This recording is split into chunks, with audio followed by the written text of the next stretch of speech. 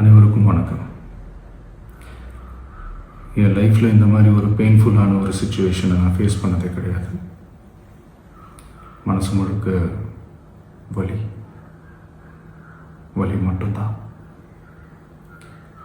இந்த சுற்றுப்பயணத்தில் என்னென்ன மக்கள் பார்க்க வராங்க, அதுக்கு ஒரே ஒரு காரணம் தான், அவங்க என் மேலே வச்சிருக்கிற அன்பும் பாசம்.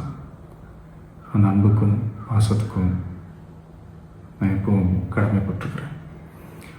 அதனால தான் இந்த சுற்றுப்பயணத்தில் மற்ற எல்லா விஷயங்களையும் தாண்டி மக்களுடைய சேஃப்டி, அதில் எந்த காம்ப்ரமைஸும் பண்ணிடக்கூடாதுன்றதுக்காக தான் அது என் மனசில் ரொம்ப ஆழமாக இருக்கும் அந்த எண்ணம்.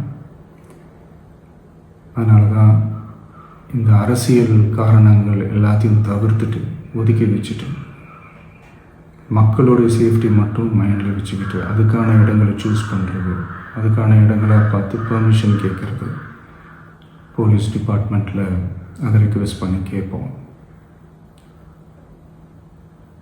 ஆனால் நடக்கக்கூடாதது நடந்துருச்சு. ஆனால் மனுஷன் தானே, அந்த நேரத்தில் அத்தனை பேர் பாதிக்கப்பட்டு இருக்கும்போது எப்படி அந்த ஊரை விட்டுட்டு என்னால் கிளம்பி வர முடியும்?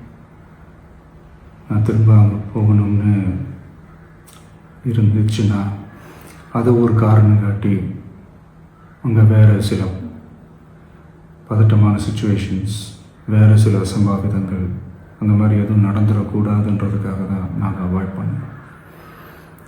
இந்த நேரத்தில் சொந்தங்களை இழந்து தவிக்கிற அத்தனை குடும்பங்களுக்கும் என்னுடைய ஆழ்ந்த இரங்கலை தெரிவிச்சுக்கிறேன். எனக்கு தெரியும், என்ன சொன்னாலும் இது ஈடேயாகாதுன்னு எனக்கு தெரியும். ஹாஸ்பிட்டலில் ட்ரீட் பண்ணிகிட்ருக்கிற எல்லாருமே சீக்கிரமாக க்யூர் ஆகி வரணுன்றதை இந்த நேரத்தில் நான் வேண்டிக்கிறேன். கூடிய சீக்கிரமே உங்கள் எல்லாரையும் நான் சந்திக்கிறேன். இந்த நேரத்தில் எங்களுடைய வலிகளை, எங்களுடைய நிலைமையை புரிஞ்சுக்கிட்டு எங்களுக்காக பேசின அரசியல் கட்சிகளை சார்ந்த நண்பர்கள், தலைவர்கள் அனைவருக்கும் என்னுடைய நன்றியை தெரிவிச்சுக்கிறேன். கிட்டத்தட்ட ஒரு 5 மாவட்டத்துக்கு பிரச்சாரத்துக்கு போனோம். இந்த மாதிரி எதுவுமே நடக்கல. ஆனால் கரூரில் மட்டும் ஏன் எப்படி நடக்குது, எப்படி நடக்குது? மக்களுக்கு எல்லா உண்மையும் தெரியும். மக்கள் எல்லாத்தையும் பார்த்துக்கிட்டு இருக்கிறாங்க. கரூரை சேர்ந்த அந்த மக்கள் அந்த உண்மையெல்லாம் வெளியில் சொல்லும்போது எனக்கு கடவுளே நேரில் வந்து இறங்கி அந்த உண்மைகள்லாம் சொல்கிற மாதிரி எனக்கு தோணுச்சு. சீக்கிரமே எல்லா உண்மைகளும் வெளியில் வரும்.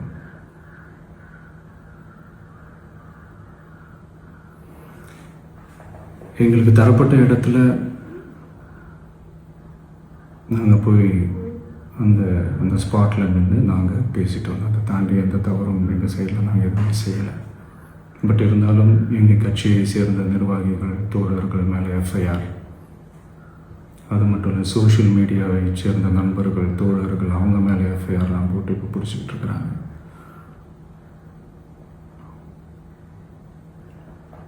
CM sir,